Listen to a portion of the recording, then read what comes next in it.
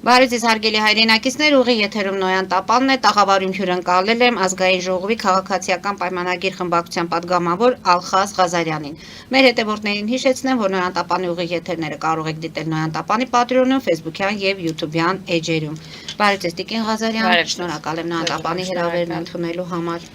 Սա մեր առաջին հանդիպումն է, կարծում եմ կլինի շարունակական, որտեղ մեր հաղորդման նպատակն է ձեզ հասցնել այն հարցերը, որոնք քննարկվում են այս տաղավարում, քննարկվում են այն պատճառով, քանի որ մարդիկ փորձում են պատկան մարմինների որոշակի ատյաններին դիմել եւ չեն ստանում որոշակի արձագանքներ եւ հանգուցալուծումներ խնդիրների, այնպես որ փորձենք կապող օղակ կամ կամուրջ հանդիսանալ հասարակության եւ ձեր միջև, քանի դեռ դուք իշխանության շարքերում եք եւ ամեն դեպքում որոշումները կայացվում է ձեր կառավարության կողմից։ Տիկին Ղազարյան, այսօր հունվարի 27-ն է եւ հանուն հայրենիքի զոհվածների հիշատակի եւ խոնարհումի պետական օր սահմանվեց, հենց այդ օրն էլ մենք հանդիպում ենք։ Նախ այս օրվա ընդունման հետ կապված եղան որոշակի տարաձայնություններ, հիմա էլ կարծես թե հանրությունը չի հաշտվում ինչու հենց այդ օրը ընտրեցիք, որտեղ վաղ բանակի օրն է։ Այսօր մի քանի ռեպորտաժներ ես հասցրեցի դիտել, որ Եռաբլուրում են եղել մարդիկ, խոնարհվել են, ծաղիկներ են դրել, մի խոսքով։ Ինչու որոշեցիք, որ հենց հունվարի 27-ը եւ այլ տարբերակ չմտածեց ձեր իշխող ուժը։ Շնորհակալ եմ շատ հարցի համար, որովհետև իսկապես շատ կարևոր օր է այսօր եւ օրը պետք է որ կարևորություն ունենար հենց այս առումով, որովհետև մենք միշտ ունեցել ենք տարբեր ժամանակներով հայրենիքի համար զոհված զինծառայողներ,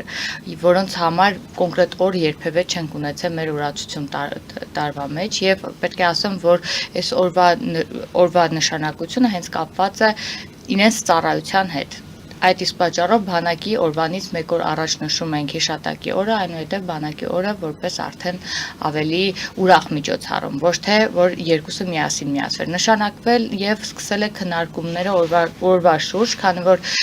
նաեւ մեր հանձնաժողովի եւ ես հանդիսանում եմ պետայրավական հարցերի հանձնաժողովում էր հենց քննարկում այս հարցը եւ ես էլ հարակից եկուցողն եմ, պետք է ասեմ, որ բավականին շատ տարբերակներ են քննարկվել Ղաչվերանց տոնի հետ կապված, նաեւ մեռելոցների, այսպես ասած, բայց մենք հատուկ հունվարի 29-ի մասին մտածել ենք, բայց ցանկացել ենք, որպեսզի օրը լինի այնպեսին, որ այլ օրերի հետ որևէ ձևով չառնչվի եւ լինի հենց հատուկ նրանց համար եւ հատուկ նշмарված օր, եւ քանի որ բոլորը ծառայության ընթացքում զոհվածին ծառայողներ են, լինեն պայմանագրային, հայրենիքի պաշտպանության համար ընկածներ են, ամենահարմար օրը հենց 27-ն էր եւ այդպես էլ չփոխեցինք, իրականում բավականին շատ քննարկումներ են ունեցել եւ եթե դաշտում խոսում էին անդիմադիրները անընդհատ ռոպագանդում էին, որ անհամաձայնություն, ես նույնիսկ ես հասկանում եմ, բայց ես իմ ելույթում էլ հանձնաժողովի նիստում խնդրեցի չքաղաքականացնել այս հարցը, որովհետեւ սա քաղաքականացման թեմա չէր, որի շուրջ կարելի էր խոսակցություններ գեներացնել եւ նույնիսկ խնդրեցի, որ եկեք դուք չեք պատկերացնի հանձնաժողովի նիստի ժամանակ ինչպիսի պատճառներ էր ասվում, որ հնարավորինս այդ օրը փոխեին կամ ավելի շուտ այն նպատակը, որ հետապնդում են, եթե իշխանական պատգամավորը որևէ բան առաջարկում, կապ չունի դա ինչի մասին է, ընդդիմադիրները պետք է կամ չքվեարկեն կամ դեմ քվեարկեն, առանց հաշվի առնելով, որ գոնե այս հարցում կարող ենք բոլորս ունենանք միահամուռ մի կարծիք, ինչի ես չեմ ընդունում, իհարկե անհաշտ եմ, բայց նույնիսկ հումորով հանձնաժողովի նիստի քննարկման ժամանակ օրինակ բերեցի, ասացի, որ ասում են այնքան լավ քեֆ էր, միջև հարամարեցի հոգիս դուրս եկավ, հիմա դուք եք այնքան ասենք չկպնելու թեմա է, որ միջև կպակ, միջև փորձեցիք մենք օրվա հետ անհաշտ ենք, սա իր իրանց միակ բացատրությունը, բայց ես կարծում եմ այս թեմայի շուրջ օրվա հետ անհաշտ լինելու խնդիր պետք է առհասարակ չլիներ։ Կարծում եմ այսօրվա արդեն այցելությունները Եռաբլուր, դրանք արդեն կան եւ շարունակվելու են եւ այո, այսուհետ մենք միշտ հունվարի 27-ը առանձնացնելու ենք մեր օրացություն։ Առանձնացնելու եք։ Այստեղ մտավախություն կա, որ սա սովորական հանգստյան օրվա վերածվի։ Ինչ է կանելու, ինչպիսի միջոցառումներ է հարկավոր իրականացնել։ Ես կարծում եմ, որ տեսեք, այս անգամ մի քիչ ժամանակ ունեցանք, որովհետեւ օրենքը շատ արագ ընդունվեց, բայց հետագայում ավելի այսպես տրամադրված կլինենք, որ միջոցառումների շարք լինի, որպեսզի կարողանանք օրը հնարավորինս լսել հիշատակին նվիրված միջոցառումները։ Եռաբլուրում դպրոցականներ կային եւ լրագրողներից մեկը ուսուցչուհուն հարցնում էր, արդյոք ձեզ պարտադրել են, որ աշակերտների հետ այցելեք Եռաբլուր։ Իհարկե պատասխանը եղավ ոչ, նմանատիպ այդ անախորժ միջադեպերից խուսափելու համար ինչ է պետք անել, որտեղ եթե դեմ են եղել, արդեն հասկանալի է, որքան էլ չքաղաքականացվեն, ամեն դեպքում Պանթեոնում մենք նման դեպքեր տեսնում ենք։ Դե այո, բնականաբար մենք բազմիցս այդ ամեն ինչի մեջով անցել ենք եւ միշտ որոշվել է եռաբլուր գնալ որևէ իշխանական ներկայացուցիչ, բավականին տհաճ միջադեպերել են եղել այդ ընթացքում, բայց ես չեմ կարծում, որ դա այնտեղն է, որտեղ կարելի է նման բաներ սադրել եւ անել եւ շատ տհաճ զգացողություն եմ ունենում, երբ որ մանավանդ մոտենում ասում են ձեզ ստիպել են, եռաբլուր գնալուն չպետք է ստիպել, եկեղեցի գնալուն չպետք է ստիպել, դա մարդ պետք է իր ցանկությամբ իրականացնի եւ դա այդպես պետք է լինի, բայց քանի որ մենք ունենք հնից եկած այսպես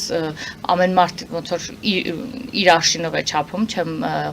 խուսափել բառը օգտագործել, իրենք այդ սովորույթի ուժով մտածում են, որ մեր ժամանակներում էլ կարող է հնարավոր լինի նենց բան, որ եկեղեցի ստիպենք մարդ գնա կամ ասենք եռաբլուր ստիպենք մարդ գնա, նման բան բնականաբար չի եղել ու չի կարող լինել։ Դե ասում են, որ ինչ խղճով եք դուք եռաբլուր բարձրանում։ Դուք օրինակ եռաբլուր գնում եք։ Այո, իհարկե գնում եմ։ Եվ չեք կաշկանդվում հասարակության ներկայությունից եւ այլն։ Ոչ բացարձակ, որովհետեւ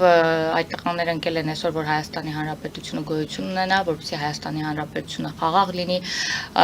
սահմանները պաշտպանված լինեն եւ ընկել են մեր բոլորի համար եւ մենք պարտավոր ենք գնանք եռաբլուր եւ պարտավոր ենք վեհ պահել նրանց հիշատակը միշտ։ Եռաբլուրից բացի նաեւ յուրաքանչյուր գրեթե համայնք ունի 44-օրյա պատերազմի զոհեր, քառօրյա պատերազմի զոհեր եւ այսպես շարունակ, որտեղ հասցնում եմ եւ հասցնում եմ գնում եմ իրականում, բայց օրը նշмарելը կարծում եմ շատ կարեւոր է։ Իսկ զոհվածների ընտանիքների հետ ունենում եք հանդիպումներ, գիտեք նրանց հոգսերը, խնդիրները։ Գիտեք, սկզբնական շրջանում, երբ որ նոր էի падգամավոր դարձել, շփումները շատ ավելի ինտենսիվ էին։ Հիմա էլի կան շփումներ որոշ ընտանիքների հետ, ում հետ արդեն այսպես մտերմաբար հարաբերություններ ենք պահպանում։ Գիտենք ու շատ նորմալ շփումների մեջ ենք, բոլորս էլ падգամավորներ կար այս վերջում նկատեցի նույնիսկ այցելություններ են իրականացրել, այլն շատ ողջունելի է, ոչ մի խնդիր մենք այդտեղ չենք տեսնում։ Սադրիչները հիմնականում լինում են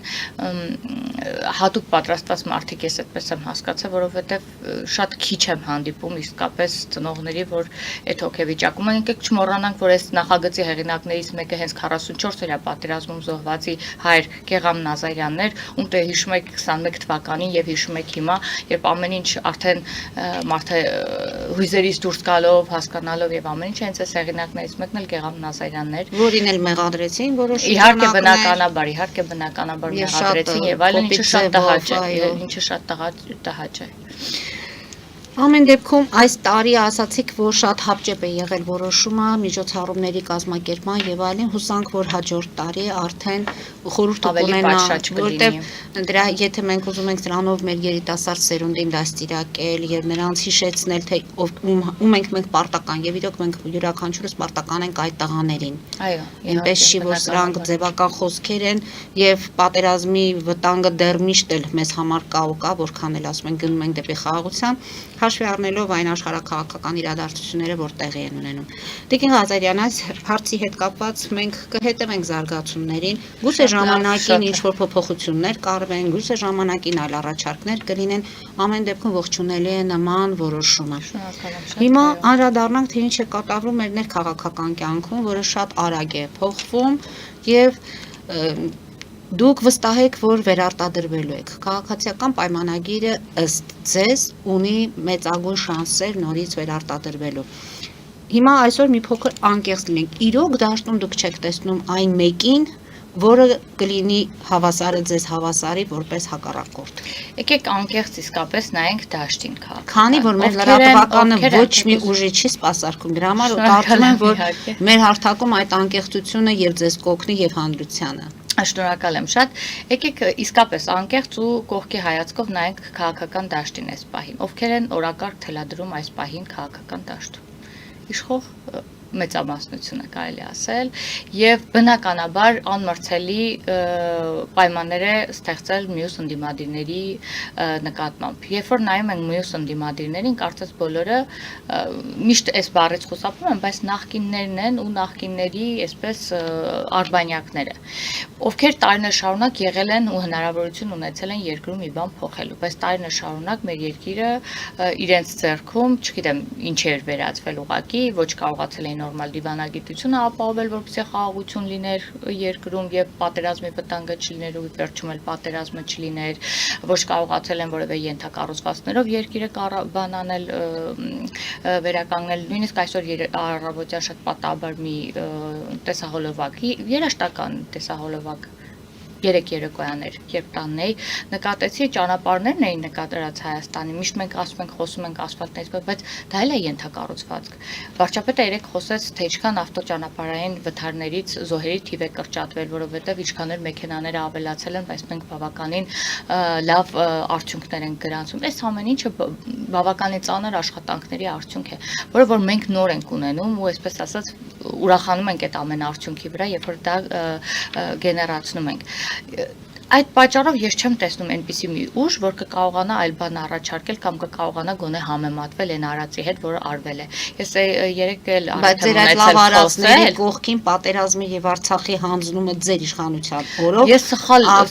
արտահայտություններ եմ էլի նկատում, ինչ է նշանակում Արցախի հանձնում կամ պատերազմ։ Պատերազմը այնպես չէ, մեղադրանքները շատ սխալ են ու մեղադրանքները մանիպուլատիվ մեղադրանքներ են, որովհետեւ պատերազմը եկա, որովհետեւ դիվանագիտությունը արդեն մտել էր փակուղի եւ այդ մասին մենք չէ որ հայտարարել ենք, այդ մասին հայտարարել են հենց նախկին ներկայացուցիչները եւ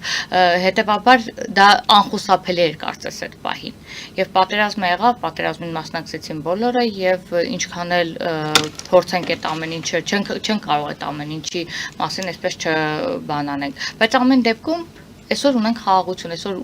խաղաղություն եւ այո մենք պայքարում ենք այդ խաղաղությունը կայուն դարձնելու համար։ Հավատում եք այդ խաղաղությանը, ներքուստ, գիտեմ դժվար է, դուք կարող եք ձեր շրջապատին համոզել, որ այդ խաղաղությունը չակերտավոր չէ։ Ես գիտեմ, երբ որ իշխանականի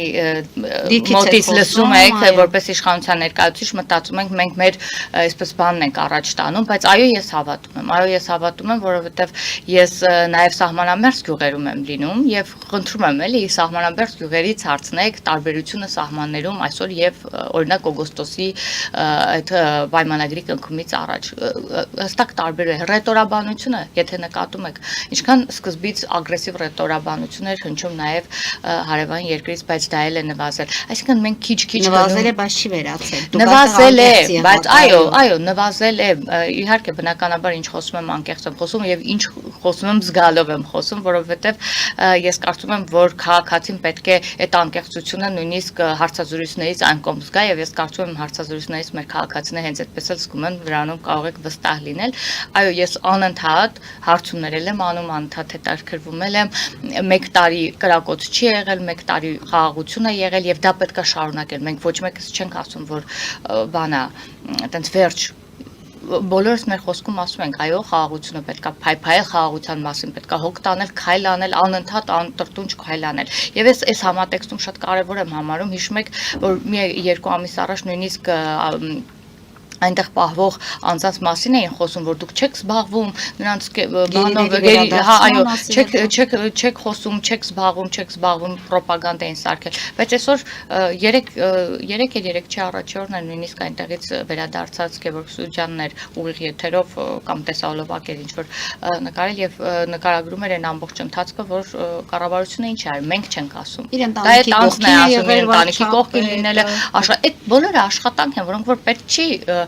գովազդ ու PR անել, ինչպես բոլորն են արել կամ իրենք են արել, չեղած տեղից գովազդներ են արել ժամանակին, արժանապատվությունից խոսել, ինչից խոսել են, թույլ ու ուժեղից խոսել եւ այլն, բայց արդյունքում փաստերը այլ բանի մասին են խոսում։ Բայց եւ ասում է, որ քանի գերիներ ունենք մենք այնտեղ, խաղաղության մասին մենք չենք կարող խոսել, նույն մրցանակին 2 անձ չի կարող հավակնել, եթե մեկը մյուսի։ Տեսեք, միշտ կարելի է այսպես անել, բայց պետք է ասենք, որ մենք 2 կողմն էլ պետք է աշխատի խաղաղությունը կայունացնելու մեր ջանքերն ավելին են, մենք էլ ենք պայքարում ու պայքարելու ենք, այո, բոլորի համար էլ պայքարելու ենք, այսինքն այսպես բան չկա էլի, Այնպես որ սա ընթացք է, որը որ պետք է անցնենք։ Եվ խաղաղության գործընթացի հետ կապված այդ կառուցողական իշխանական մոտեցման հետ կապված Ադրբեջանը եւ Թուրքիան Ֆիդանի շուրթերով փաստորեն հայտարարեցին, որ եթե Նիկոլ Փաշինյանը չվերընտրվի, ցավոք այնինչ սկսվել այս գործընթացը կարող է փլուզվել։ Դա վերագրեցին, որ նրանք աջակցում են ձեր վերընտրությանը։ Դա իհարկե բնականաբար այդպես պետք է վերագրեին, որովհետև այդպես էր պետք։ Շատ ցավալի է, որ երբեմն ավելի շատ դրսից եկող այսպես հայտարարություններն են մանիպուլացվում եւ Հայաստանում շատ արագ այսպես տարածվում են։ Ես մի քանի անգամ ասել եմ, նույնիսկ այնտեղ մի հատ եսի ինչ կարգի փորձագետ մի բան խոսի, մեկ էլ տեսնում ես մեր խորհրդարանի ներկայացուցիչները սկսում են դա ռոպագանդել հետ խորհրդարանում։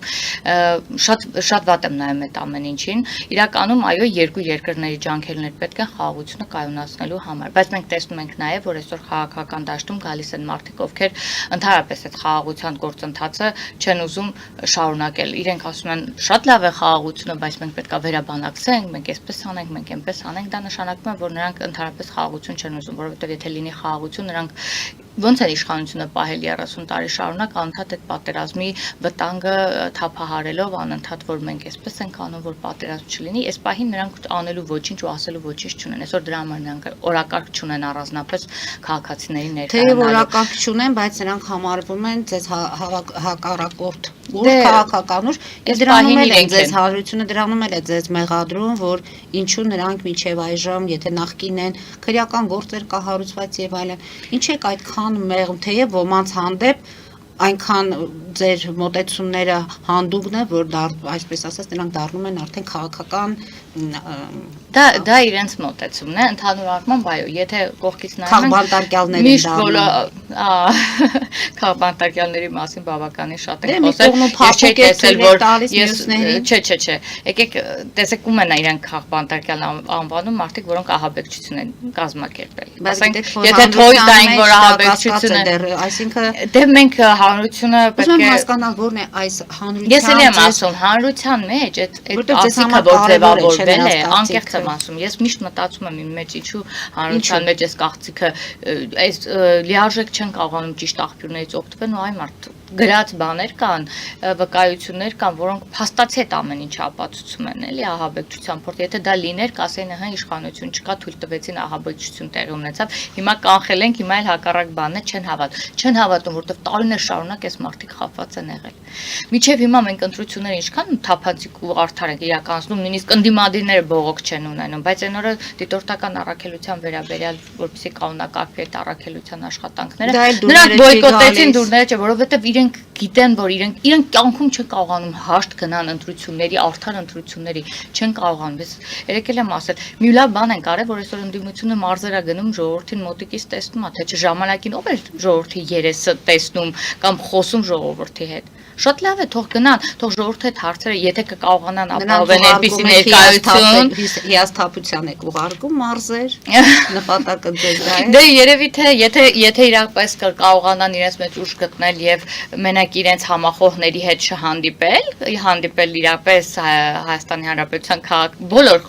քաղաքացիների հետ դուրս գալ փողոց քայլել հանդիպել, վստահաբար հիասթափություն կապրեն, որովհետեւ այո, համար առաջին մեղադրանքը, որ մեզ մեղադրում են, թե ինչու մինչեւ հիմա իրենց այդ քրեական գործերը արդյունք չեն հասել, բայց մենք միշտ ենք խոսել այս մասին, որ մենք ուզում ենք գնանք ինստիտուցիոնալ ճանապարհով, դատական համակարգը պետք է լինի անկախ, քննչականները եւ այլն, թող իրենք իրենց գործը անեն եւ եթե դրա կարիքը կլինի, համապատասխան գործ ընթացք տան, բայց միջամտել կարծում եմ այս փորձերին սա նույնը ինչ նախկինները անում էին, ինչը մենք իհարկե բնականաբար երբեք չենք անի, կարմիր գծեր կան, որ չենք անցնի, նույնն էլ ընտրություններին է վերաբերվում, ու շատ գոհ եմ, որ գնում են ու խոսում են քաղաքացիների հետ, լավ կլիներ, որ քաղաքացիներն շատ սուր հարցեր տան, իհարկե չգիտեմ, ներկա չեմ կամ չեմ պատկերացնում ինչպես զրույցներ են վարում, բայց հետաքրքիր է ոնց կպատասխանեն շատ հարցերի։ Եվ անդրադառնանք երկու դեմքի ներքաղաքական կյանքում Սամվել Կարապետյան եւ Լևոն Քոչարյան։ Ինչպես եք վերաբերվում նախ մեր ձևովի այս ակտիվ գործունեությանը, նրանց կարելի ասել արդեն նախընտրական ծրագրին, հիմնականում շեշտը դրվում է տնտեսության վրա, խոսում են 300,000 աշխատատեղերի բացման մասին, մանր եւ միջին բիզնեսը հարկերից պետք է թեթևացնեն, բնակարանների գները պետք է իջեցնեն, մի խոսքով իրատեսական է, որ նրանց հետ կարող եք հենց պայքարի մեջ մտնել եւ ունենալ նրանք առավելություններ։ Գիտեք, ախր խոսելն այլ բան է, բայց արած գործի մասին վկայությունները իրենց տարիների ընթացքում էլ եմ ասում, իրենք նոր մարդիկ չեն, եթե իրենք այդպես ուզում են ներկայանալ։ Իրենք պարզապես մեծ գումարներ ունեն, PR արշավ են իրականացում։ Ընդ որում իրենց PR կազմակերպիչները ոչ հայ են, ոչ էլ հայաստանցի։ Ամբողջ խնդրումը դրանում է, դրա համար երբեմն շատ տհաճ, այսպես շատ անլուրջ տպավորություն են թողում եւ իրապես անլուրջ է այդ ամեն ինչը, որովհետեւ տնտեսության մասին խոսալ ու տնտեսությունից տեղյակ չլինելը շատ զավեշտալի է եւ երեք ես նույնիսկ մեր ազգային ժողովի տնտեսական հարցերի հանձնաժողովի տեսահոլովակը նախագահի տեսահոլովակ էր կարճ նկարել եւ ասում էր եկեք բանավիճենք, բայց ասում էր երբ որ մենք խոսենք այդպիսի բաների մասին հիպոթետիկ հիմնականում ոչ մի տակը հաշվարկ չկա, ոչ մի վերլուծություն չկա հայաստանյան արկա իրավիճակի եւ այլն, հիմա տնտեսագետները լուրջ մի բոյկոտ էին բարձրացրել, բայց հետաքրքիր որ զարմանալիորեն լռում են ու ոչինչ չեն պատասխանում։ Այստեղ երկու բացատրություն կա, կամ իրենք էլ են մեր նման անլուրջ վերաբերվում այս ամբողջ հայտարարություններին, կամ էլ այս մարդիկ ուղղակի այսպես հանգիստ բաներ են խոստանում, որը որ գիտեն, որ չեն ընտրվի, որովհետև ժողովուրդը իրանց չի հավատա, որովհետև ժողովուրդը իրանց աշկի դեմ ունի հեցի կառավարումը, որը որ 6 լուրջ խնդիրների պատճառով լիցենզիայից բան արեց, զրկվեց եւ որում տնտեսագետ ղեկավարների մասին է խոսքը։ Հա, պետք է ունենալ տնտեսագետ ղեկավարներ։ Խնդրում եմ էլի, այն ինչ որ իրենք խոսում են, ընդհանրապես արկա իրավիճակի հետ աղերս չունի, այդ մասն եմ խոսում։ Մենք ունենք մեր աչքի առաջ հեցի կառավարումը, հեցի կառավարման մասին կարելի է այսպես ամեն օր խոսել ու ամեն ճյուղից խոսել են, որ հավելագրումները, թերգրանցումները, վարկադրումը, այսօր գրավադրած հեցը վարկերի մեծ վարկերի դիմաց այդ փողերը դրամադրված է Տաշիր գրուպի հետ փոխկապակցված գործաբաներին, ասենք եթե այս տիպով եք դուք տնտեսություն պատկերացնում ու կառավարում, շատ հետաքրքիր ու շատ զավեշտալի է։ Մեր տաղավարում հեցի փաստաբաններն են եղել այստեղ, այսպես ասած նրանք էլ իշխանական կողմի հետ կապված բազմաթիվ մեղադրանքներ ունեն։ Երբևիցե եղել է թեկուզ հանրային այդպիսի մի բանավեճ կազմակերպել։ Միշտ առաջարկում ենք գալ բանավեճի, ես տեղյակ եմ, որ երեք Բաբկեն Թունյանն էլ նույնիսկ Նարեկ Կարապետյանին ասաց, եկեք բանավիճենք, եկեք իրար դեմ նստենք, հասկանանք էլի, այդ ինչ տնտեսական առաջարկներ եք, այսպես ասած անում, բայց չեն համաձայնվում դեռ իրենք նման բանավեճերի չեն, մենք քանիցս բոլորին հրավիրում ենք բանավիճերի, որովհետև մենք իրականում մաքուր ենք դաշտում աշխատում եւ ոչ մի խնդիր չկա թվերով, փաստերով եւ այլն, ոչ այսպես վախենալու կամ նահանջելու կամ բանավեճի չգնալու խնդիր չունենք։ Եվ ամենաշատ բանավեճի կանչող իշխանությունն ենք այսքան ժամանակ։ Բայց Սամվել Կարապետյանն ասում է, որ փոքրիկ խմբակի բացահայտվել է փոքրիկ խմբակի տապալումը եւ ժամանակը մոտ է, անելու ենք մեր ձևով միասին երաշխավորված եւ հարատև խաղաղության պայմաններում շատ արագ Հայաստանը վերածելու ենք կրթված, առողջ, ապահով եւ զարգացած երկրի ուժեղ Հայաստանի։ Ինչու՞ չեք մարդկանց հնարավորություն տալիս, որ այն ինչ որ դուք չեք կարողանում հնարավորություն տալիս, մենք ընդհանրապես մեզ դատելու, մեզ եւ իրենց դատելու է մեր քաղաքացիները ընտրության օրը քվեն տալու։ Պարզապես մի օրինակ էլ ասեմ, այսպես որ խոսում են կրթված եւ այլն, առողջ, համընդհանուր ապահովագրության համակարգ ենք ներդրել, գիտեք հունվարի 1-ից ինչքան արդեն շահառուներ օգտվում են, նույնիսկ այսօր ընկերուներից մեկի բարեկամներ օգտվելու բավականին թակ վիրահատություններ արել, բավականին անվճար, որ ինքը ասում է, որ եթե մնար իրենց ծախսերին, երևի թե դա այդ մանը չէին անի, այդ վիրահատությունը չէին անի եւ այսպես շարունակ։ Չեմ ուզում այսպես քարոզ արշավի ոնց որ վերածվի, բայց ախր փաստերն կրթությունից ենք խոսում, մենք հասցրեցինք 5 տարում կառուցել 300 դպրոց մանկապարտեզ։ Ձեզ բավարարում է կրթության որակը ձեզ Գիտեք, բարեփոխումները բավականին մեծ ընթացքի մեջ են։ Ես ինքս կրթության ոլորտում եմ աշխատում։ Ես նաև գիտությունների ընդհանուր եւ անօրգանական քիմիայի ինստիտուտի գիտաշխատող եմ։ Մինչև падգամավոր դառնալս աշխատել եմ այնտեղ եւ այսօր հնարավորություն ունեմ օրենքը թույլ է տալիս նաև կեստրույքով դա պահել եւ ես աշխատում եմ։ Բավականին տարբեր միջավայրում եմ հիմա աշխատում։ Եթե օրինակ հենց 18 թվականին, 19 թվականին ես միշտ եմ բարձրացրել այս հարցը, ես 68000 դրամ իմ ամբողջական աշխատավարձներ դրույքով, այս պահի դրությամբ մոտավորապես 99000 այսպիսի կես դրույք սա։ Եթե մասնակցեի կարողանայի մեծ ժամանակ ունենայի ծրագրերին, նպատակային այդ ծրագրերին մասնակցեի, բնականաբար ավելի բարձր աշխատավարձ կստանայի։ Սա աշխատավարձի մաս է, դե բնականաբար բոլոր գիտահետազոտական ինստիտուտներին նպատակային ծրագրեր շահելու եւ այլն հնարավորություններ տեխնիկապես ամբողջովին վերազինում են ամեն ծրագրի, ամեն բանին տալիս, այսինքն լրիվ այլ միջավայրում ենք աշխատում, էլի։ Այս առումով էլ պետք է ասեմ։ Զուտ տեղ եմ առնչվում։ Հանրակրթության ոլորտին շատ չեմ առնչվում, բայց դպրոցականները, որ գալիս են հանդիպումների ընթացքում, դե բնականաբար ժամի հետ կապված, որոշ տենց դասագրքերի հետ կապված ունենում ենք խնդիրներ, բայց կարծում եմ դրանք sense ժամանակին լուծվող խնդիրներ են, որովհետև մեծ բարեփոխումներ իրականացվում կրթության ոլորտում, մի քիչ պետք է այստեղ համբերություն ունենանք, որպեսզի կարողանա բարեփոխումը իր տեղը գտնել։ Տեսեք, առողջապահության ոլորտում էլ չէ, ինչքան երկար տևեց մինչև մենք այս համակարգը ներդրեցինք, որովհետև պետք է համակարգը պատրաստել, հետո նոր բարեփոխումը, այսպես ասած, իրականացնել։ Հիմա էլ կլինի կհանդիպեի որոշ խոչընդոտների, որոնք որ պետք է հաղթահարելի լինեն, այսինքն երբ որ սկսում ես մի գործընթաց առանց խոչընդոտի դա չի գնում եւ միանգամից գնահատական տալ չեմ կարող, բայց բնականաբար վստահ եմ, որ ավելի լավ սերունդ ենք ունենում կրթված, քան մինչև այս ենք ունեցել, որովհետեւ հնարավոր ամեն միջավայր ստեղծում ենք լաբորատորիաներով, մարզասրահներով եւ այլնով, ոչ մի բանի խնդիր չեն ունենում։ Մենք ասել ենք կառուցում ենք 300 դպրոց 500 մանկապարտեզ, մենք դա հասցնում ենք անել, նույնիսկ տեղյակ եմ 3 տեղեկացա դպրոցների քանակը նույնիսկ 300 չի, 354 ենք հարցրել։ Մի կրկեսի շենք էին սարքում, էլի պետքա վերադառնալ 13 տարի, ժողովուրդ ջան, այս մարդիկ ոնց երկիր զարգացնեն կամ շենք սարքեն։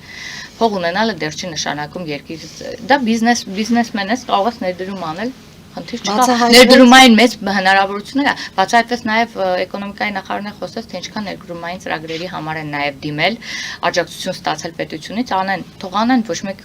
ոչինչով չի խանգարում, բայց դա խառնել երկիրը ղեկավարելու հետ չէ էլի։ Տիկին Ղազարյան, տեսեք, Պետրոս Ղազարյանի մոտ հաղորդումը Նարեկ Կարապետյանը մի շարք հարցեր վեր բարձրացրեց եւ օրինակի համար, որ զինված ուժերում նրանք չեն ծառայել այդ 4 տղաները, դրանց մասին խոսվեց եւ հիմա ինչի մասին է խոսքը։ Նարեկ Կարապետյանը փաստորեն հրաժարվել է նկրկնակի այդ հետազոտությունները անցնելու, որպեսզի հանրության մեջ կա հետևյալ կարծիքը. նախ Նիկոլ Փաշինյանի հնարավորությունները ոչ մեկ չի թերագնահատում, այլ հակառակը։ Համարում են, որ բոլոր իրավիճակների համար ինքը ունի լուծումներ։ Հնարավոր է, որ Նարեկ Կարապետյանի դեմ հենց այս իր ինքնախոստովանությունը, որ չեն ծառայել զինված ուժերում, օգտագործվի քաղաքացիական պայմանագրի կողմից։ Որտեղ կեղծ տեղեկանքների մասին, քրեական մանրամասն, այո։ Եվ ինչպես է ստացվում, որ ով մի փոքր ակտիվանում է, այդ քրեական գործերը լինում է։ Խնդիրը որն է, նրանք այնպես չեն ապրել, որ չեն խուսափում օրենքի առջև կանգնելուց, թե իրոք Նիկոլ Փաշինյանը շատ մտածված գնում է բոլոր գործողություններին։ Չէ, եկեք ճիշտ գնանք, երբ որ խոսում են հայրենասիրությունից, ես միտեղ կհասկանայի, անկեղծ ենք խոսում, եթե միտեղ կհասկանայի, եթե եղբայրներից մեկը գոնե 4 էր իրանց եղբայրներից մեկը ծառայեր, մյուսը չծառայեր կամ երկուսը ծառայեր։ Կիպրոսի բնական է, չէ, որ ժամանակի զարտուղի ճանապարհով ազատվել են բանակից։ Մենք այդ բարքերը տեսել ենք, ինչպես շատերն են արել, ով փող է ունեցել, բանակում չի ծառայել։ Այն ժամանակ բանն լինեիր, նախարար լինեիր, 7 պորտով չեք ծառայում, ու մնաց ասենք իրանց երեխուն բան։ Այսօր Անահիտ Ավանեսյանի 2 տղան ծառայում են, ընդ որում ծառայության են մեկնել այն ժամանակ, երբ որ դեռ 1.5 տարի դառնալու ժամկետ է։ Կարող էր չէ որպես նախարար, եթե նախկինը գոնե այդ, բայց մարդը ժամանակը եղել է Ռոմանոս Պետրոսյանի տղան այսօր բանակում ծառայում ու այսպես շարունակ նույնիսկ մտքներով չի անցնում որևէ մեկի, որ որևէ մեկի տղան մյուս տղայից լավն է։ Իմ բանը ցավս տեղա, երբ որ հայրենասիրությունից է խոսում մարդիկ եւ պատերազմին մասնակցում, բայց տեսնում ես իրենք հերիք չի ինչի մասնա խոսքը, պատերազմին ովքեր էին մասնակցում, այն մարդիկ, որոնք հնարավորություն չեն ունեցել կամ Հայաստանում են ապրել, Հայաստանի իրանք 7 պորտով, այսօր Լևոն Քոչարյանի երեխեքը նույնիսկ աղջիկ թե տղա Հայաստանի Հանրապետության քաղաքացիներ չեն, ժողովուրդ չեն, բայց հայրենասիրությունը որտեղից է սկսվում։ Շատ սիրուն ճառեր կարանք ասենք, բայց փաստերն այլ բանի մասին են խոսում։ Իսկ ինքը հրապարակեց թուղթը քրակը բանը տեսան որ այդտեղ խնդիր կա։ Հիմա փորձականության են կանչում չի գնում, բայց չի գնա, բայց իհարկե չի գնա։ Եթե մի ճանապարհ չգտնի, իհարկե չի գտնի հուսակ, որևէ բան նորից կեղծելու, բնականաբար խնդիր կունենա։ Լևոն Քոչարյանի հայտարարություններին ինչպես եք նայում, անկախ նրանից, որ ազգային ժողովն է դրանք հնչում, որտեղ դա մենք տեսնում ենք։ Չի հնչում, այս բայց մարզերում փաստորեն Մարտունիում, Աբովյանում հանդիպումներ ունեցավ եւ կարծես թե նորից հայտարարություններին հանրություն ուշադրություն է դարձնում, երբեմն նա այնպիսի հայտարարություններ է անում, որ չեն հասկանում, չի մարսվում։ Ուղղակի չի մարսվում, որովհետեւ խոսել այդպիսի բաների մասին, օրինակ խոսել արժանապատվության մասին, ես երեք եմ խոսել։ Այն դեպքում, երբ որ իրենց, այսպես ասեմ, էլի, կառավարման տարիներին Հայաստանի Հանրապետության քաղաքացին ընտրելու ընտրությունները հայտարարություններ, այսինքն արժանապատվություն ուներ Հայաստանի Հանրապետության քաղաքացին կամ նշանակություն ուներ, ինչքան ուզում այնքան խփում էին այս իրանց բառերն, այս նախկին մեր ծանր դեպրեսիայի ապրումների բառերն են, որոնք որ տպվել է մեր մեջ, ասենք դա ժողովրդի հիշողությունը այդքան կարճ չէ, ամեն ինչ հիշում ենք, ամեն ինչ տեսել ենք, ամեն ինչով անցել ենք, թե ինչպեսի հայտարարակ վիճակ էր եղել։ Այսօր գնացել են մարզում, Մարտունիում խոսում են արժանապատվությունից, նեղվել է, որտեղ Մարտունեցի եմ, ժողովուրդն է ապագայում տնօրինելու իր իրավունքը։ Այո, ու շատ լավ ինքնախոստովանանք է, որ այո, ժողովուրդն է իշխանություն այսօր։ Ոչ մեկը մեր ժողովրդի ապագան կտնօրինի Թուրքիան եւ Ադրբեջանը։ Ժողովուրդը ում քվեարկի, ում ուժին, որ ուժին ձայն տա, այդ ուժն էլ լինելու է ժողովուրդն այսօր իշխանությունը եւ ժողովուրդն է որոշել, ու շատ լավ է, որ վերջապես Լևոն Քոչարյանը դա հասկանում է։ Սա իրականում ելի եմ լսել մեր գործընկերներից ասել են, պետք է շնորհակալ լինի։ Իրենց հալածում եք։ Հալածում, ընդհանրապես ասում ենք, սուտ մի խոսեք։ Եվ ասում են հուսահատություն է իշխանությունը տարածում եւ չպետք է թույլ տալ, որ այդ հուսահատությունը վերածվում է լկտիության։ Դուք ժողովրդի հանդեպ ազնիվ չեք եւ արդար չեք։ Բացարձակ նույն բանը չէի ասի, որովհետև ինքն է խոսում, որ բա եթե հանգարց Եվ այդպես է անում, որ ընտրություններին ժողովուրդը չմասնակցի։ Չէ, բնականաբար մենք ընտրություններին ամեն ինչ անում ենք, որ ժողովրդի քվեն տեղ հասնի։ Ժողովուրդը դա գիտի։ Մենք շատ ընտրություններ ենք ունեցել այս ընթացքում։ Հայաստանի Հանրապետության քաղաքացին հստակ գիտի, համայնքներ են եղել, ընդդիմադիրներ են անցել, մենք ընդհանրապես դրանում ընդունել ենք գիտություն, ընտրում եք այս համայնքի ղեկավարին, ընտրում եք այս ուժին, ընտրում եք ընդհանրապես խնդիր չենք ունեցել որևէ ընտրության հետ կապված եւ ընդհակառակը գնալով այդ կատարելագործում որ որևէ ձևի որևէ խնդիր չառաջանա որովհետեւ Հայաստանի Հանրապետության քաղաքացին իրոք արժանապատիվ ընտրությունների պետք է մասի ու իրոք արժանապատիվ իշխանություն ունենա որովհետեւ կարողանա մարդը օրգանական կապ ունենա իշխանության հետ։ Այն ժամանակ այնքան էր այս պարակվածությունը, ոչ օրենքների հետ կապ ունեինք, ոչ սահմանադրության հետ կապ ունեինք, ոչ իշխանության հետ կապ ունեինք, ոչ իշխանավոր մեկին տեսնում էինք։ Այսօր ազգային ժողովի падգամավորը ավելի քան հասանելի է յուրաքանչյուր քաղաքացու վստահաբար ասում եմ սոցիալական կայքերով, հեռախոսահամարով, հանդիպումներով, կուսակցական գրասենյակներում եւ այլն եւ այսպես շարունակ։ Դուք չեք պայքարում Արցախի վերադարձի իրավունքի համար, Լևոն Քոչարյանը հայտարարում է, որ իրենք պատրաստ են եւ դրա համար պայքարելու են։ Դե իրենք այլ խոսույթ չունեն, բացի դրանից, իրականում ոչ մի դաշտում դա չեմ պատկերացնում, ես մենակ մի բան կարող եմ ասել, երկիրը բաժանված է այսպիսի երկու թևի ու գնալով այդ բանը զգում եմ, մարդիկ, որոնք ընտրում են խաղաղությունը եւ մարդիկ, որոնք ընտրում են հարատև պատերազմական գործողությունների մեջ լինելը։ Եվ այստեղ մենք պետք է ընտրություն ունենք, ընտրում ենք խաղաղությունը թե պատերազմը։ Եվ վերջ։ Տիկին Ղազարյան, դուրս գանք կարճատև գովազդային դադարի, որից հետո ես երկու հարց ունեմ ձեզ եւ կամփոփենք մեր հաղորդումը։ Հարգելի հայրենակիցներ, հետեւեք ինչած կվերադառնանք տաղավար եւ կշարունակենք մեր զրույցը։ Ֆելիչե ժամանակակից ատամնաբուժական կլինիկա։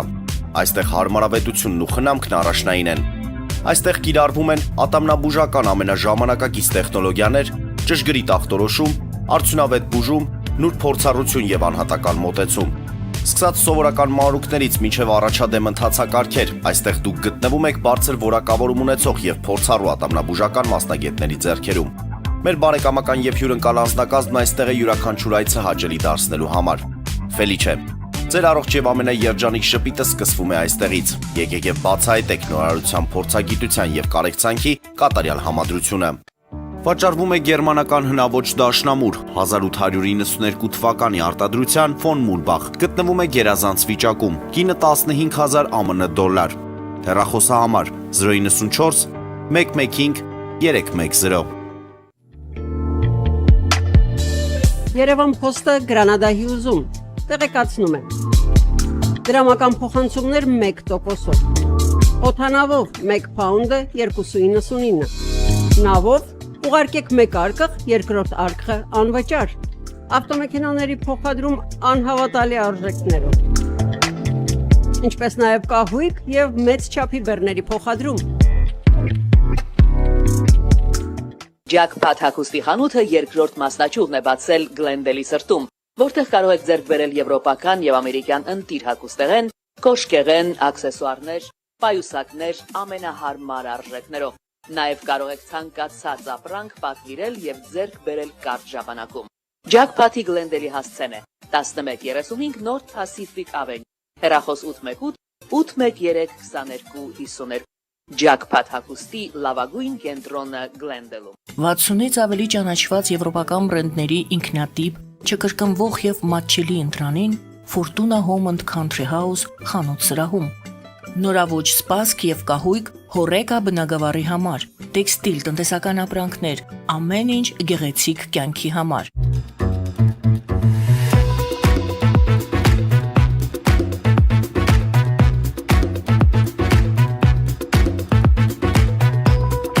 Արարատ ռեստորան, ընտանեկան եւ ընկերական ժամանցի լավագույն հասցե, սիրված արտիստներ, հյուրընկալ մթնոլորտ, հարուստ ճաշացան, անմահական խորտիկներ։ Արարատ ռեստորան, հասցեն անփոփոխ, սիրով սպասում ենք ձեզ։ Լավագույն պաղպաղակ, բնական, համեղ եւ մատչելի գներով պաղպաղակը կարող եք ձեռք բերել բոլոր հայկական խանութներում։ Պահանջեք հայկական պաղպաղակ, Թամարա պաղպաղակ։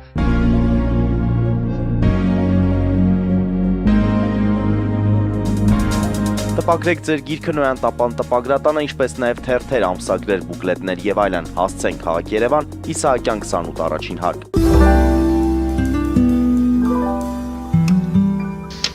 Հարգելի հայրենակիցներ, Նոյան տապանը կրկին եթերում է եւ հիշեցնեմ, որ իմ հյուրն է քաղաքացիական պայմանագիր խմբակցության падգամավոր, ազգային ժողովի падգամավոր Ալխազ Ղազարյանը։ Տիկին Ղազարյանը, փաստորեն մենք քննարկեցինք, լսեցինք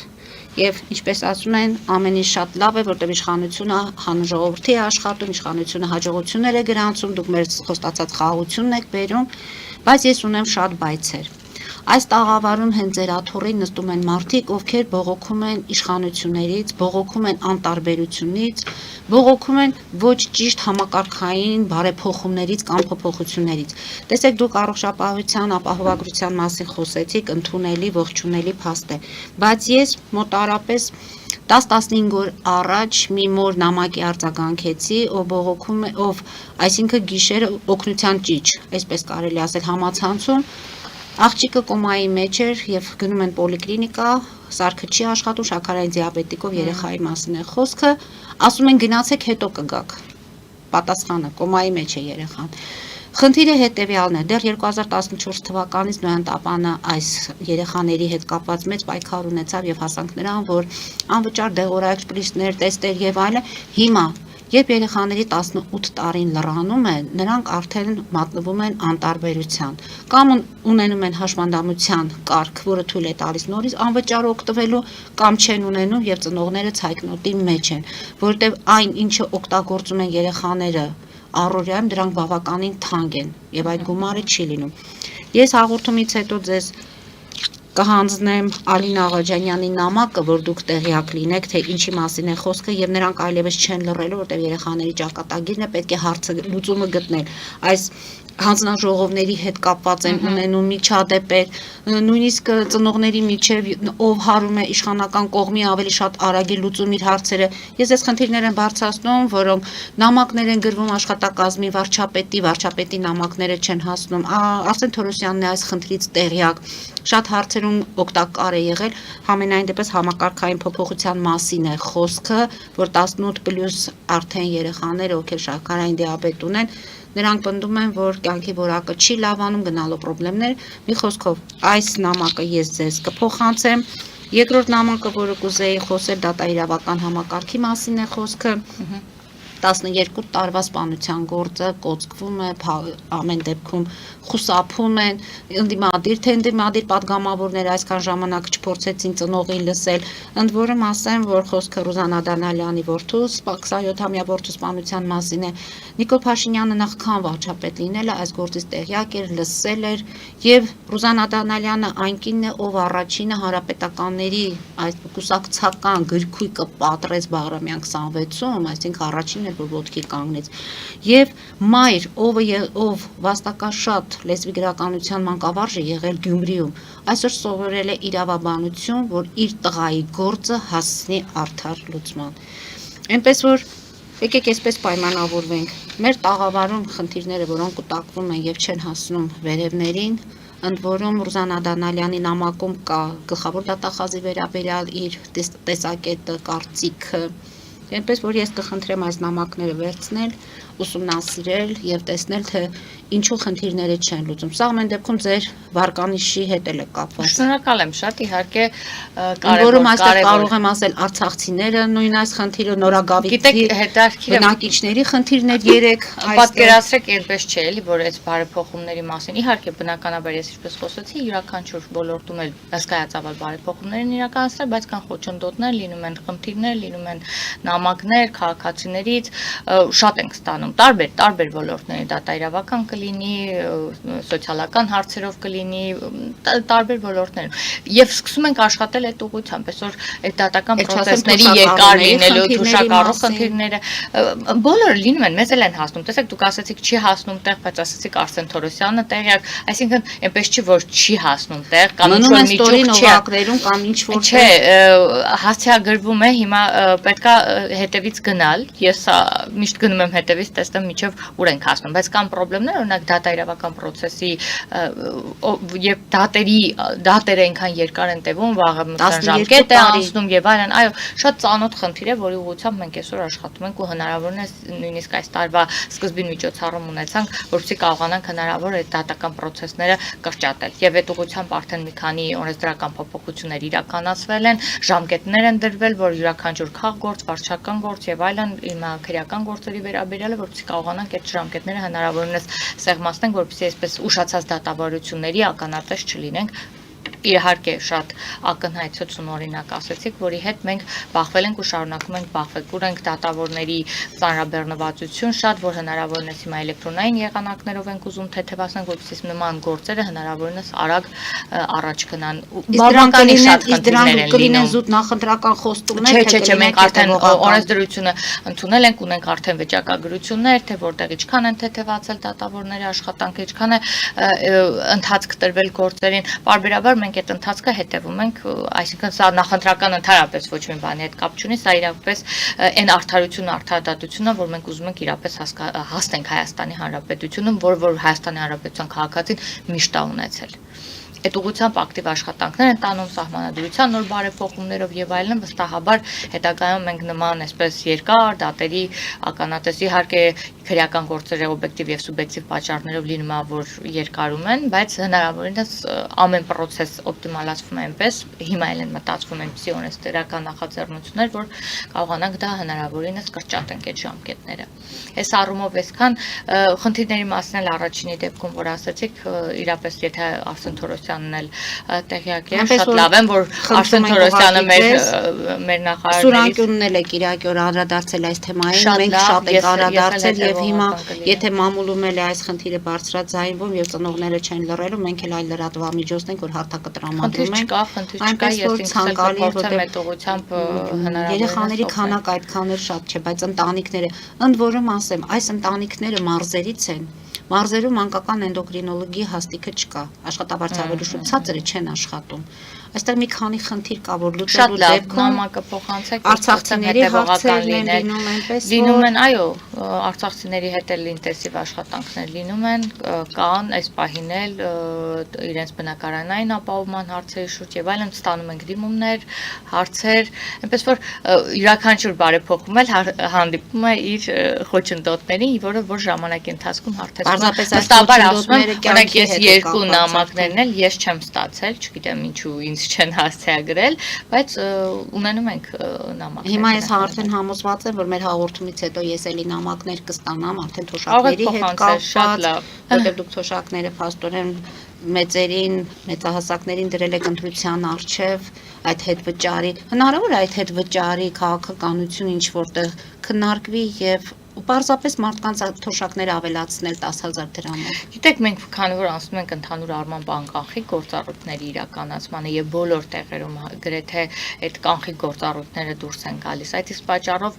դա նույնիսկ չենք քննարկում, որովհետեւ կարծում ենք դա ավելի շատ հարմար է մեր թոշակառուներին քարտով ստանալը, քան ամեն անգամ գնալ եւ բավականին հարցերից է ասած իրականում մի քիչ ուղղակի գործառույթության խնդիր ունեն։ Շուկաներում չկա անկանխիկ Դե պետք է նես լինի, որ լինի, մենք պետք է աշխատենք այնպես լինի, որ այսպես ասած, թե շուկաները, թե մյուսները բացառա։ Ես օրինակ չեմ հանդիպել, անկեղծ եմ ասում, միտեղ, որ ասեն չենք ստանում, եթե միտումնավոր դա չանեն։ Եթե միտումնավոր դա չանեն, իհարկե իմ հետ չի պատահում, կարող է ինձ ճանաչում են չի պատահում։ Ես ասեմ, մի անգամ փորձեցինք մի թոշակառուի քարտով, այսինքն թոշակի գումարը իրեն վճարել։ Տատիկս էլ է, տունը ունեմ էլի թոշակառու, նորմալ օգտվում է, ոչ խնդիր, որ ասենք թոշակառուն իր քարտի մեջ պետք է ունենա գումար, որտեղ գնում է ինչ որտեղ լաբորատորիաներում առողջության հետ կապված անալիզներ է տալիս եւ այլն։ Մի խոսքով կանխիկ գումարի անհրաժեշտությունը կա։ Իրենք կարող են իրենց գումարը կանխիկացնել։ Բայց եթե կանխիկով իրենք անում են, կանխիկով եթե այդ վճարումը անում են, այդ հետ վճարի մեջ չի երևում։ Ինչ-որ մի տոկոս կարող են կանխիկով։ Դրա համար գուցե բոլոր տեղերը նախ ամեն հարմարություն Դե բնականաբար սկզբնական շրջանում բողոքները շատ էին, որ տեսել ապարատները չկան, բաները, սարքերը չկան առևտուր անելու եւ այլն, բայց հիմա կարծես այդ հարցը այդքան, օրինակ ես հիմա էլ արդեն դրա հետ չեմ այդ հարցի շուկաների հետ կապված, որտեղից առևտուր են անում թոշակառուները հիմնականում այդ խնդիրը այդտեղ կա։ Եթե արկա է մի հատ կուսումնասիրեմ, բայց որ խնդիրներ դեռ շատ կան։ Կան փորձենք այդ խնդիրներ, բայց հարթվող խնդիրներ։ Եվ քանի որ այսօր նորից հիշենք, թե օրը որն է, վաղն էլ մեր բանակի օրն է։ Այո, բանակի հետ կապված։ Բանակի հետ կապված կարող եմ ասել, որ բարեփոխումների մի հսկայածավալ գործառույթներ իրականացնել են Հայաստանի Հանրապետության զինված ուժերում եւ դրանք արդեն ակնհայտ են եւ 20,000-անոց պրոֆեսիոնալ բանակի մասին է խոսում քաղաքացիական պայմանագիրը։ Այո, 5-րդ սերնդի։ Այո, խոսել ենք ու ցկտելու ենք դրան։ Դուք գիտեք, որ մենք բավականին շատ ծրագրեր ենք իրականացնում, որպեսզի պայմանագրային զինծառայողների թիվը այսպես պաշտպան հայրենիացն է ներդրվել եւ այլն եւ օրորի այդ թիվը պաշտպան հայրենիացում ընդգրկվելու շատանում է։ Մենք այսպես գնում ենք դեպի պրոֆեսիոնալ բանակի, պրոֆեսիոնալ ցենքերով, պրոֆեսիոնալ պաշտպանողական այդ ամբողջը նվիրված պաշտպանողական գործողություններին եւ վարշապետն էլ արդեն բաց խոսում էին բարեփոխումների, գնված ցենքերի եւ այլնի մասին, որովհետեւ եկել է այն ոնց որ արդեն մարդ քաղաքացիները առնչվել են, նույնիսկ գնում են խմբերով տեսնելու, թե ինչ ցենք է գնվել գումարի, այսինքն այն ամեն ինչը ինչ որ իրականացնեն բարոն ակնհայտ է, եթե ունենաք ծանոթներ, ովքեր հիմա ծառայում են բանակում եւ հավատեք օրինակ ձեր տղաների ծառայության հետ, որ աղերս չունի մեկը մյուսի հետ, այդ իսկ պատճառով բանակում ծառայելն էլ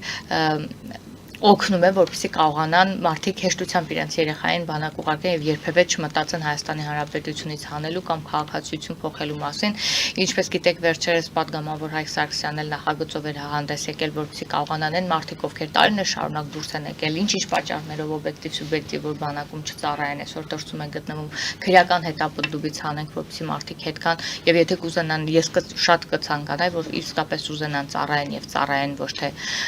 գումար վճարեն, բայց Այս տաղավարում մենք խոսել ենք դեպքեր ունենք փաստաբանի հետ, երբ հիվանդ երեխաներին են տանում։ Զինկոմիսարիատում տեսնում են, որ տղան adekvat չէ, խնդիր ունի։ Ես չեմ կարծում։ Եվ մոր ինչ են ասում, կգնա, կվատանա, կտանեն հոսպիտալ, կզորացրեն։ Այնպես որ ես չգիտեմ նման խոսակցություն, բայց ես աչքիս առաջ ունեմ մարդիկ, ովքեր զուտ կողքից նայել եմ, տեսել եմ, որ տեսողության խնդիր ունի, ու շատ հետաքրքիր հերվից, այսպես կողքից բարեկամս էր, ասացի տեսնեմ ինչ ընթացք կունենա, որպեսզի ես ինքս գնահատեմ։ Չեն որևէ ձևով որևէ այսպես առնչություն չէր կարող ունենալ իմ հետ կամ ինչ որ բան, տեսա ինչպես հարթ ստուգումների արդյունքում տղան ազատվեց բանակից, որովհետև լուրջ տեսողական խնդիրներ ուներ։ Այսինքն այն առաջվա ես էլի եմ ասում, գալիս ենք էլի 100% գալիս եմ էլի հին բանին, երբ որ մարդկանց մեջ դեռ հավատը չկա, որ համակարգը նորմալ գործում է, ամբողջ խնդրեմը դրանում է։ Ծնողն էլ դեռ վստահ է, որ լսել է գիտի, որ այսօր ամեն ինչ ճիշտ է գնում, ոչ մեկի զորով չեն տանում բանակ, մյուսին էլ ազատում, փողով չեն ազատում եւ այլն, բայց վստահությունը 100% չի, որովհետեւ տարիներ շարունակ այդ մարդը այլ բան է տեսել։ Բայց այս մտածողությունն էլ ինչ որտեղ պետքա փոխվի ու կփոխվի։ Ահագին բան է փոխվել, կարող եմ ասել։ Փոխվելու համար ձեր աշխատանքից պետք է արդեն մեր աշխատանքից է, որպեսզի վստահ լինենք։ Էլ եմ ասում, գոհ շատերն են գոհ։ Ուղղակի խնդիրներ միշտ ամենտեղ էլ լինում է։ Ես միշտ տան օրինակով եմ բերում, երբ որ տունդ վերանորոգում ես, մտածում ես մի ամսում կավարտես ու իդեալական վերանորոգում կիրականացնես, բայց հետո հասկանում ես, որ մեկ էլ տեսնում ես մի խնդիր ստեղ առաջանում, մի խնդիր, դրանք բոլորը լուծելով, հետո տեսնում ես 3 ամսում ես այդ մի ամսվա թար։ Այնպես որ յուրաքանչյուր ծրագիր էլ իրականացնելուց նման խոչընդոտներ հնարավոր է հանդիպի եւ խոչընդոտների արդյունքում է բարելավում յուրաքանչյուր բարեփոխում ու արված աշխատանք ու ծրագիր։ Շնորհակալություն եմ հայտնում Տիկին Ղազարյան, եթե սկսենք խոսել այսօր մեր ժամանակը չի բավականացնի, փորձենք լինել հետևողական, ձեզ հետ համատեղ Ես կհավաքագրեմ այն բողոք դիմումները, որոնք լուծումներ չեն ստացվում, գուցե դուք մեր հարթակի միջոցով արդեն տեղ կհասցնեք։ Եվ եւս մեկ անգամ հիշենք մեր զոհված տղաներին, եւ քանի որ վաղը բանակի օրն է, շնորհավորենք այն տղաներին, ովքեր մեր առաջնագծում կանգնած են եւ մեր անդորն ու խաղաղություն, որքան Թրամփը կամ մեկ ուրիշը մեզ խաղաղություն պարգևի, մեր խաղաղության տերը առաջինը հենց մենք ենք։ Հարգելի հայրենակիցներ, այսօր այսքանով ավարտում ենք, հետևեք զարգացումներին, մնացեք խաղաղությամբ։